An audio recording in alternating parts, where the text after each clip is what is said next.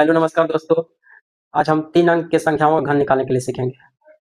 Board पर जो सूत्र दिखाई दे रहा है दोस्तों, यह 2 अंकों की संख्याओं का घन निकालने में भी यूज़ हुआ था और 3 अंकों की संख्याओं के घन निकालने में भी इसी का यूज़ करेंगे। लेकिन अंतर क्या होगा?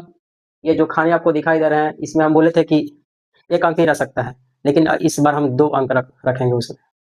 एग्ज़ाम्पल द्वारा देखिए, 104 का क्यूब कैसे निकलेगा? तो सबसे पहले 1 होगा, यहाँ यहाँ जो संख्या है इसको हम a मान लेंगे और फिर 2 अंक वाली जो होगा उसको आपको b मानना है।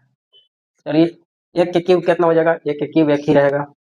देखिए 3a स्क्वायर यानी 1 का स्क्वायर 1 ही रहेगा। फिर देखिए b का मान, तो b का मान 0 4 है, तो हम 4 ही कंसीडर करेंगे, तो 4 ले लेंगे। फिर देखिए आगे, फिर a का मान, तो a का मान 1 है। फिर b स्क्वायर चाहिए यानी 4 का स्क्वायर 16।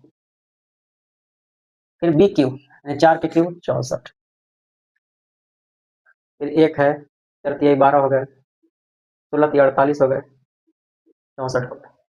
अब दोस्तों देखिए, खाने में 2 अंक है, 2 अंक है, 2 अंक है, तो हम 2 अंक ही छोड़ेंगे, इसको कम नहीं करेंगे। 64 64 लिखिए, 48 लिखिए, 12 लिखिए, 1 लिखिए।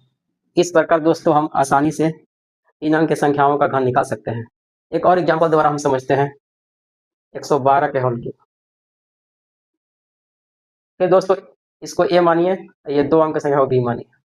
a क्यूब करिए, 1 के क्यूब की जगह 1 ही रहेगा। 3a का मान 1 हो गया, b का मान कितना है 12। फिर देखिए फिर a का मान चाहिए 1, b स्क्वायर चाहिए यानी 12, 12 का स्क्वायर कितना होगा 144। फिर b क्यूब यानी 12 के क्यूब चाहिए हमें, तो 12 क्यूब कितना होता है, यहाँ रख देंगे।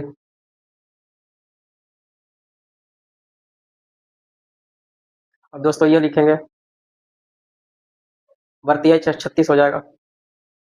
ये 144 में 3 से गुना करेंगे, 432 हो गए। फिर इस दोस्तों 12 के क्यूब 17 28 हो गया। अब ये ध्यान दीजिए, 2 अंक ही रखना है, 17 को इसमें ट्रांसफर कर देंगे, 432 में 17 जोड़ेंगे, इसमें 28 रख देंगे और ये 17 जब ट्रांसफर होगा इसमें तो हो गया कितना, 449 हो गया, तो हम 49 रखेंगे। फिर 4 हम इसमें बढ़ा देंगे, तो 36 4 कितना हो जाएगा 40 हो जाएगा।